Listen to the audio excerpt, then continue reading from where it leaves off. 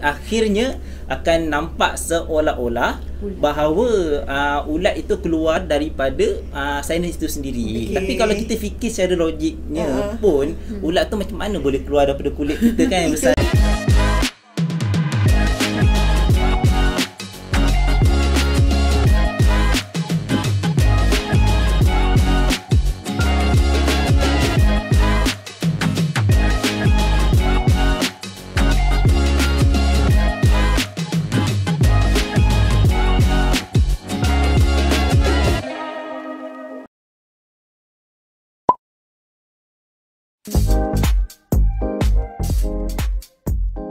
Okay, hai, Assalamualaikum. Selamat sejahtera semua.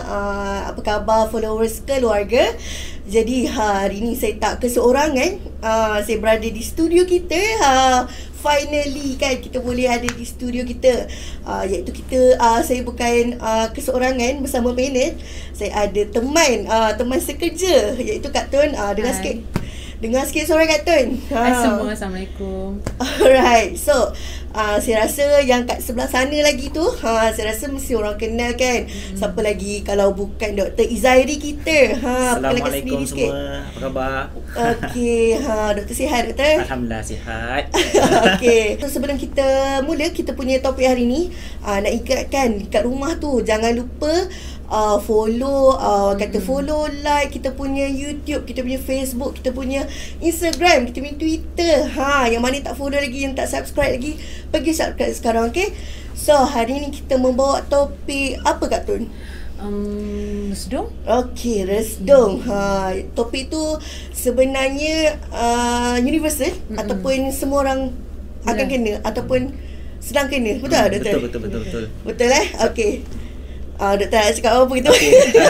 Resdung ni sebenarnya sebab satu topik yang masyarakat kita di Malaysia umumnya kita rasakan bahawa satu masalah penyakit yang biasa, tetapi sebenarnya ada banyak sebenarnya yang kita boleh bincangkan. Sebab tu saya rasa ini satu topik yang baik dan sesuai lah untuk kita bincangkan supaya masyarakat di luar sana dapat aware pentingnya penyakit ini kepada kita. Okey, so doktor, macam kita kena aware dengan penyakit tu. Nak kata aware tu, ada orang berkaitan dengan topik kita hari ni, kita tak tahu pun padahal kita terkena resdung. Kita tanpa sedar kita sebenarnya ada resdung tu. Betul. So macam mana tu doktor kita nak detect yang kita tu sebenarnya ada resdung? Sebenarnya sebab ramai yang bertanya kepada saya, doktor, macam di klinik pakai ENT, orang tanya kepada saya, doktor saya ada masalah sesama. Setiap pagi saya mesti ada sesama.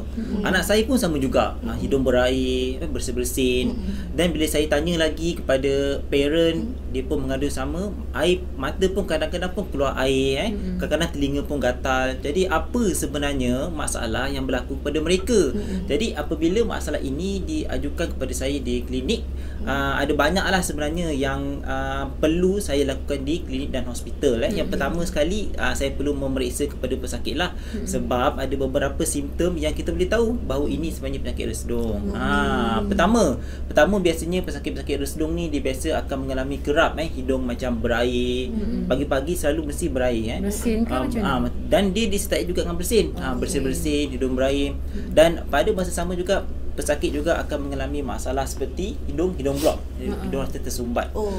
Jadi benda-benda ni semua kadang-kadang ibu bapa sendiri diorang tak tahu tau. So diorang beranggapan bahawa ini masalah sesama biasa. Jadi masalah ini berlarutan sehingga ke beberapa bulan. Sehingga ada yang beberapa tahun mengalami masalah seperti ini. Jadi ini yang kita bimbang. Jadi apabila masalah ini dibiarkan tanpa orang kata ni rawatan yang sewajarnya bersama para doktor, ia akan mengakibatkan masalah yang lebih serius. Kadang-kadang mata tu jadi merah, gatal-gatal, telinga pun gatal-gatal. Sampailah dia jumpa kepada doktor, barulah kami beritahu kepada dia bahawa sebenarnya ini adalah salah satu simptom resdung yang mana perlukan kepada rawatan. Okey. Macam ada juga orang sebut saya ada sinus dengan resdung tu sama ke macam mana doktor? Ini pun satu perkara yang saya rasa ni menarik untuk kita semua tahu apa tu sinus, apa tu resdung. Sebenarnya dari segi bahasa, sinus tu sebenarnya merupakan satu struktur ataupun rongga yang berada di dalam kawasan muka kita. Di dalam muka kita ni ada beberapa rongga yang berisi udara. Kat sini kita panggil maxillary sinus. Dekat sini pun ada juga sinus, kita panggil frontal sinus. Di belakang tepi mata ni kita ada ethmoid sinus dan juga belakang lagi ada sphenoid sinus. Semua ni kita panggil sebagai sinus, which is satu rongga lah. Dia rongga yang mana berisi udara supaya kepala kita seringan, tak pening kepala. Tetapi apabila berlakunya resdung ataupun jangkitan kuman yang menyebabkan pembengkakan dalam lapisan mukosa di dalam kawasan sinus dan juga resdung, sebenarnya resdung ni kita punya sinus ni disambung dengan hidung. So dah ada satu lubang. So apabila berlaku pembengkakan di dalam hidung, ini akan menyebabkan blockage ataupun orang kata tersumbat, menyebabkan air berkumpul kat dalam kita punya dalam rongga sinus ni lah. Dan ini yang lebih serius ni akan menyebabkan yang kita risau ni infection lah. Itu yang kita panggil sebagai sinusitis, which is radang sinus. So dari segi term tu sebenarnya sinus tu ialah just anatomical structure. Sinus ni frontal sinus, nasal sinus. Tetapi apabila berlakunya infection ataupun keradangan pada sinus ni, dia akan mengakibatkan masalah sinusitis yang kita panggil resdung. Okey, so biasa kalau ada juga yang mengaitkan resdung tu dengan jerawat. Maksudnya bila nak jerawat tu tu mesti kau banyak resdung. Okey. Ini saya nak masuk ke dalam satu topik lain pula. Maknanya ni sebab bila kita umumnya lah di masyarakat di negara kita Malaysia, bila kita menyebut tentang resdung ni sebenarnya satu term yang dipanggil oleh rakyat Malaysia, resdung. Tapi sebenarnya resdung ni membawa satu maksud yang sangat besar. Besar tu maknanya dia merangkumi masalah bersin-bersin, hidung tersumbat, hidung berair. Semua simptom dan gejala ini membawa makna resdung di kalangan rakyat Malaysia. Tetapi di dalam istilah perubatan, resdung ni sebenarnya boleh dibahagi kepada dua jenis. Pertama tu kita panggil allergic rhinitis, iaitu resdung alahan. Kedua kita panggil sebagai keradangan pada sinus yang saya sebut tadi lah, acute sinusitis. So jadi bila pesakit datang jumpa saya di hospital doktor, saya ada sesama, ada pada pening kepala sikit, gatal pada mata, gatal pada telinga. So apa yang perlu first saya lakukan ialah saya perlu membezakan bahawa pesakit ini sebenarnya ni ada sekadar allergic rhinitis atau sebenarnya pesakit ini ada masalah sinusitis, sebab ini dua perkara yang berbeza dan rawatan yang berbeza. Jadi bila tadi Kak Tun bertanya kepada saya, betul ke kalau resdung ni jerawat tumbuh ni semua kan? Okey, benda tu semua berkait dengan apa yang saya sebut tadi tu, iaitu alahan resdung. Kita panggil sebagai allergic rhinitis. Apabila pesakit ada masalah allergic rhinitis, ini akan mengakibatkan pesakit mengalami lebih sensitif ataupun alahan kepada persekitaran, kepada makanan, kepada cuaca sejuk. Banyak faktor-faktor yang menyebabkan mereka akan mengalami masalah alahan, termasuk jugalah seperti gatal-gatal pada kawasan muka ke mata, telinga, hidung semua kan. So jadi kita bayangkan kalau kita ada gatal-gatal pada hidung, mestilah dia rasa bersin-bersin kan, bersakit kan. So gatal pada muka, dia garu-garu muka semua. So secara tak langsung ini akan menyebabkan jerawat tu semua tu lah. Tapi kajian yang dilakukan di mana-mana pun tidak ada menunjukkan bahawa ada direct hubungan antara masalah resdung dan juga jerawat. So dia berkait in term of macam kalau pesakit yang ada alahan resdung ni, dia kan gatal muka, gatal bersin semua. So patient akan gatal apa semua, so mengakibatkan jerawat pun adalah. Tapi bukanlah ada direct relationship between resdung dan juga jerawat. Faham. Okey. So janganlah garu-garu muka. Janganlah garu-garu muka supaya tak ada nak naik kan. Betul. So macam jadi naik tu jadi insecure pula kan. Penuh kan tak muka. Tak lawa dah kan. Tiba. Okey, so sebelum kita ke next soalan, sebelum tu saya nak ingatkan siapa yang tengah tengok kita punya video, boleh share video ni supaya kita punya ilmu hari ni kita boleh kongsikan kepada orang lain juga. Okay. Alright. So selalu kalau kita cakap pasal resdung ni doktor, dia memang akan ada lah dalam 10 kita duk sembang-sembang tu, dalam sekali tu mesti ada orang sebut tentang ulat resdung. Betul. Which is benda tu sebenarnya jadi nightmare orang, especially bila kan sekarang ni kalau kita tengok kat social media macam-macam lah naik kan. Diorang ni tak pelik-pelik video dia orang hantar kan. Sampai kan ada, saya pernah tengok lah yang kata ada ulat dekat hidung. So macam mana tu doktor sampai keadaan macam tu sekali tu? Betul ke?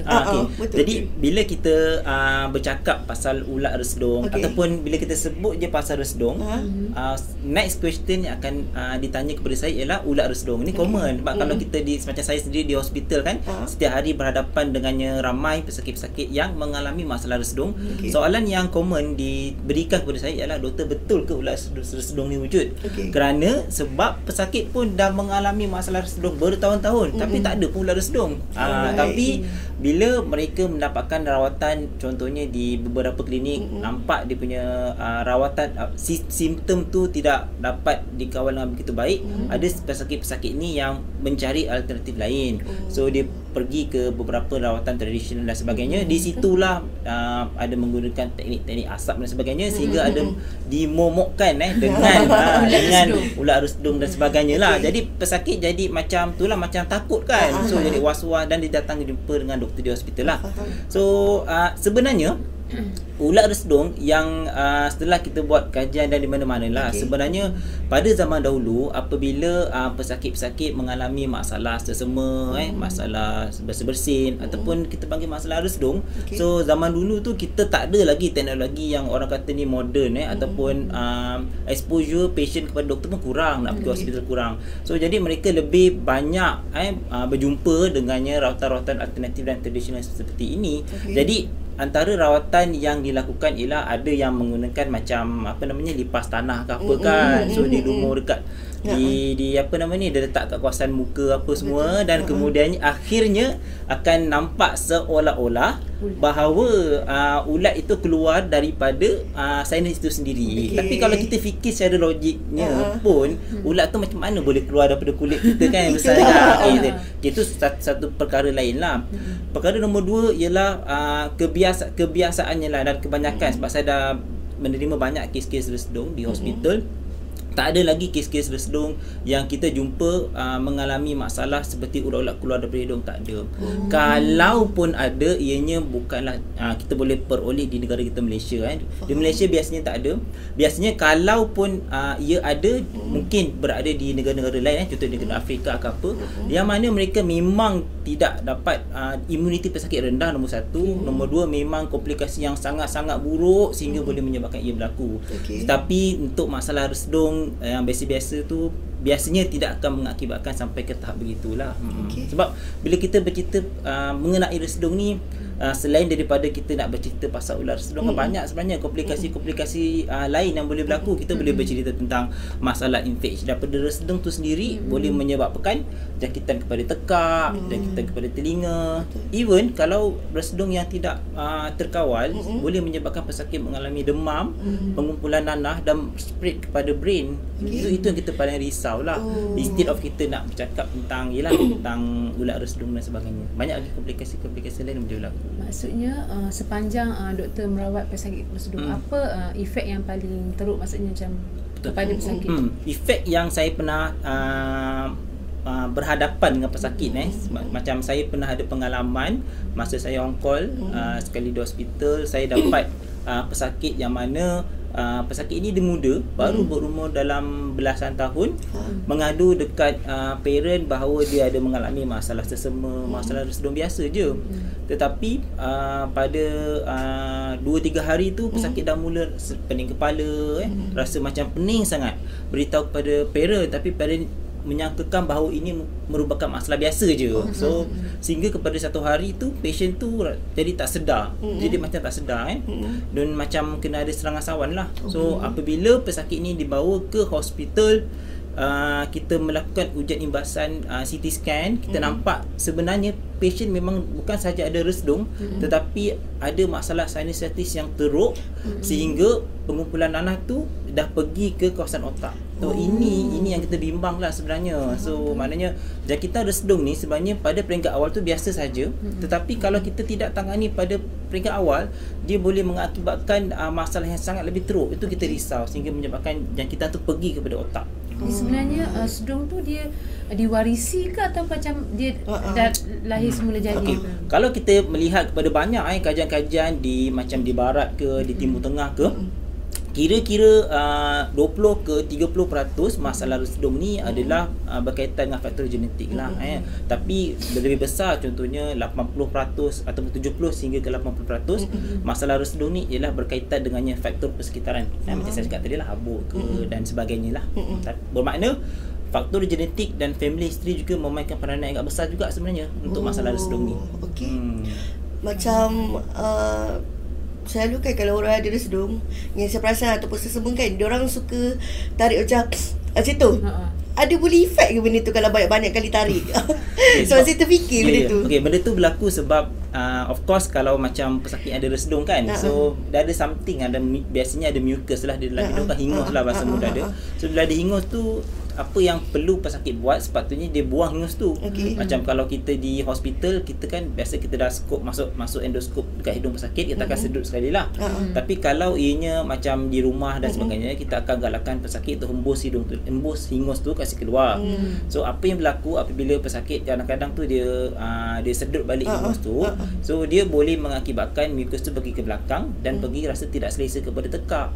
So apabila banyak sangat mucus yang pergi ke bahagian belakang tu, kadang-kadang dia boleh menyebabkan penutupan pada lubang kita panggil eustachian tube opening. Sebab belakang hidung kita ni ada satu lubang. Lubang tu dia bersambung pula dengan telinga. Apa berlaku apabila lubang tu tertutup, dia akan menjaga telinga kita tak dengar. Jadi pula efek pula pada telinga sebab kita. tu perasan kalau pesakit-pesakit yang ada sesama resdung mesti dia komplain, doktor kenapa telinga dia tak dengar. Sebab itulah. Faham. So jangan nak buat kan nanti orang kata saya kena buat hembus buang kena hembus, okey? okey. Alright, so saya rasa macam best lah topik resdung ni. Jadinya yang mana ada resdung tu, ingat apa yang doktor cakap, jangan sedut, buang. Okay, so kita dah sebut pasal resdung lah, kita dah tahu apa punca dia apa semua. So kita nak tahu jugalah rawatan yang boleh kita ambil untuk kalau nak maybe nak kurangkan resdung ataupun nak hilangkan ke dia, nak elak ke, macam mana tu doktor? So apabila kita nak bercakap tentang rawatan pesakit resdung, ia melibatkan dua komponen. Komponen pertama ialah cara untuk kita mengelakkan masalah itu menjadi lebih serius. Yang kedua, baru kita masuk kepada rawatan untuk kita memastikan bahawa simptom pesakit itu dapat dikurangkan. Okey, untuk masuk komponen yang pertama ialah kita cuba mengelakkan daripada masalah itu menjadi lebih serius, iaitu saya macam saya lah, saya di hospital, saya akan menasihatkan pesakit untuk elakkan keadaan-keadaan yang menyebabkan masalah itu lebih serius. Contohnya, sebab setiap pesakit different, dia punya kategori. So kalau pesakit akan mengalami alahan yang teruk apabila mereka expose kepada habu-habu, ataupun mereka apabila mereka makan makanan laut, makan seafood, udang ke, sotong ke, mereka dapat masalah alahan yang serius. So pesakit-pesakit ini saya akan nasihatkan untuk kurangkan pendedahan kepada perkara-perkara inilah. So kalau kita nak tahu tu, biasanya tu saya akan buat ujian kepada pesakit. Untuk confirmatory test tu kita boleh buat skin prick test. So ujian tu kita boleh detect sama ada pesakit ni ada alergi kepada certain benda. Kita test ada banyak reagent dia, ada lebih kurang 40 macam tu. Kita boleh test bulu kucing ke apa ke. So kita boleh tahu, oh pesakit ni alergi kepada tepung contohlah, ni alergi kepada telur. So dia boleh elakkan. Itu nombor itu nombor satu lah. So komponen yang kedua ialah rawatan, itu ubat-ubatan. So bila kita sebut tentang ubat-ubatan ni, selalunya kita akan expect bahawa pesakit boleh cure, boleh baik 100%. Sebenarnya tidak juga. Sebab bila kita nak menyebut tentang rawatan, dia merangkumi banyak aspek lah. Pesakit tu sendiri dan juga rawatan. So rawatan ni dia merangkumi ubat-ubat makan lah, macam ubat pil, kita boleh bagi ubat symptomatic treatment, kita bagi antihistamin untuk mengurangkan kegatalan pada hidung. Dan kita juga akan bagi ubat nasal spray. Ubat nasal spray tu biasanya ada sedikit kandungan-kandungan yang boleh mengurangkan pembengkakan di dalam hidung. So ada banyak lagi ubat-ubat. Kita boleh bagi ubat cuci hidung, itu semua untuk kurangkan mucus dalam hidung lah. Dan yang terakhir yang mesti yang kita perlu fikirkan juga apabila kita dah buat segala macam perkara, simptom pesakit masih lagi tak elok, of course kita perlu fikirkan tentang pembedahan. Tapi banyak pesakit ni bila kita pergi hospital cuma terus tanya doktor boleh operate tak terhidung, boleh operate tak, terus nak macam gitu kan. So sebenarnya tak semua pesakit perlu di operation.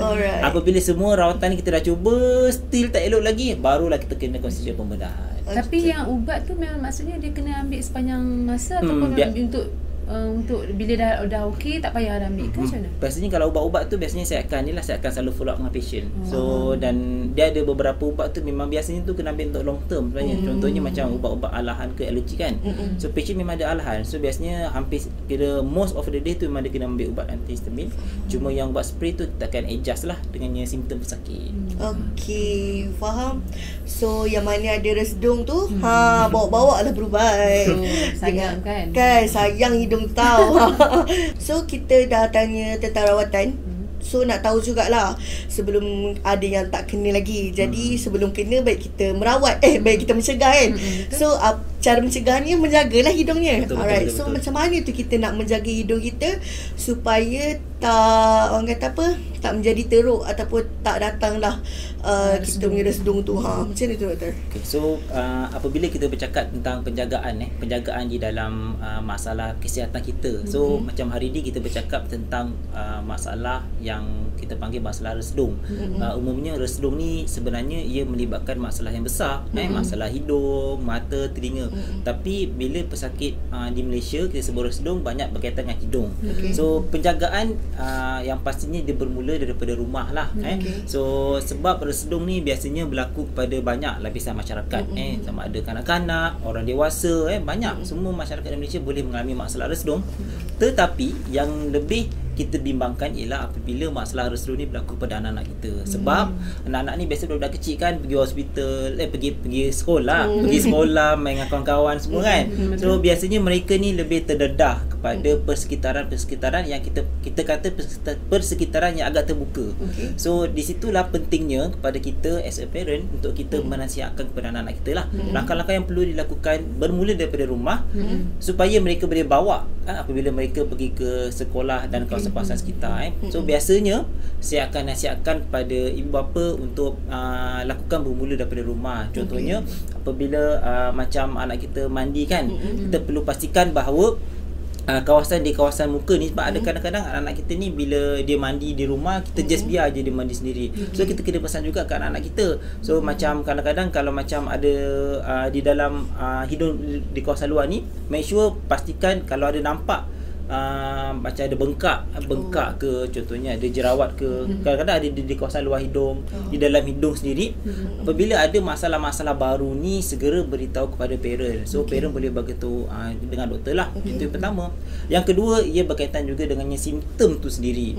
Sebab ada di kalangan parent yang mana anak-anak mereka dah ada sebenarnya gejala resdung ni daripada awal lagi, tetapi sebab orang kata ni bonding ataupun hubungan antara ibu bapa dan juga anak-anak ni dia agak jauh sikit. Kadang-kadang parent ni balik ke rumah waktu malam, pergi pagi-pagi dah hantar ke taskar dan sebagainya.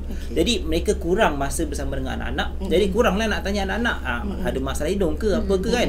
So kadang-kadang masalah ni dikenal pasti di sekolah. Cikgu yang bagi tahu bapak anak awak ni kalau setiap kali kat kelas dia tak dapat bagi tumpuan, mengantuk lah ni kan. So daripada rumah tu sendiri parent kena selalu bertanya kepada anak, nak tidur kan, ada masalah apa-apa ke, telinga tak selesa ke, hidung ada selalu berair ke. Sebab bila masalah ini dapat dikenal pasti lebih awal, so kita dapat tangani dengan lebih awal. Itu semua perlu dilakukan bermula daripada rumah. Sebab kita tak nak apabila masalah yang lebih serius baru ibu bapa masa tu mahukan rawatan yang terbaik daripada doktor. Masa tu dah susah dah sikit. Macam pengalaman doktor sendiri macam penjagaan hidung di rumah. So, mungkin doktor boleh kongsikan tip dengan pembaca. Okay, so macam saya lah, macam penjagaan hidung saya di rumah. So macam yang penting sekali, first kita kena pastikan bahawa hidung kita ni bebas daripada gejala-gejala yang tidak sihat. Contohnya macam kadang-kadang kita hidung rasa macam tak selesa ke, habuk ke apa kan. So macam di hospital ataupun di farmasi kita ada kita panggil cecair lah, ubat yang mana untuk mencuci hidung. So kita panggil nasal douching. So kita boleh ambil yang biasa-biasa je, yang bersih. di farmasi ada jual. So apabila pesakit-pesakit yang ada masalah resdung selalu sesama hidung kotor ke apa dan sebagainya, mereka boleh melakukan nasal douching. Nasal douching tu maknanya kita cuci hidung. Kita masukkan air ke dalam hidung. So air tu akan keluar ke hidung sebelah dan juga dalam mulut lah. Dan itu biasanya especially kepada pesakit-pesakit yang ada masalah resdung, yang mana selain daripada kita menggunakan ubat spray dan ubat makan, kita boleh juga menggunakan nasal douching ni untuk membersihkan hidung. So benda tu boleh membantu sebenarnya untuk memastikan bahawa hidung kita ni bebas daripada kotoran dan sebagainya. Okey, faham. Kiranya macam kalau contohlah kan, kalau kita sakit hidung, terus kita kena pergi check lah. Kalau Maksudnya bukan berkaitan dengan resdung kan. Ada apa-apa efek dekat hidung. Yes, sebab kita bimbang sebenarnya apabila pesakit ada masalah-masalah yang berkaitan dengan hidung ni, sebab patient kadang-kadang dia orang rasakan tu masalah yang biasa je kan, tak nak jumpa dengan doktor. Especially rasanya contohnya kalau ada masalah macam hidung tersumbat yang teruk sangat ke, so mereka nak biar je masalah tu dekat rumah. So bila jumpa doktor barulah doktor beritahu awak ni sebenarnya ada masalah resdung.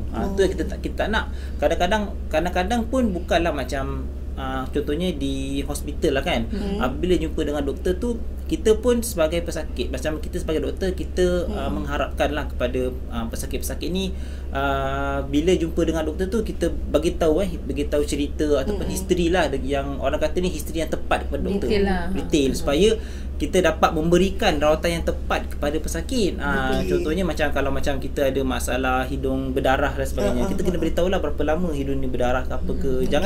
Jangan berahsia, jangan sembunyikan masalah yang pesakit alami kepada doktor. Sebab kalau dia sembunyikan sesuatu simptom tu kepada doktor, jadi rawatan yang akan kita berikan kepada pesakit tu jadi kurang tepat sikit. Itu kita bimbang. Ada tak kes yang macam doktor sebut tu kan, yang macam patient pergi tapi dia tak bagi tahu secara detail apa, dia sembunyikan.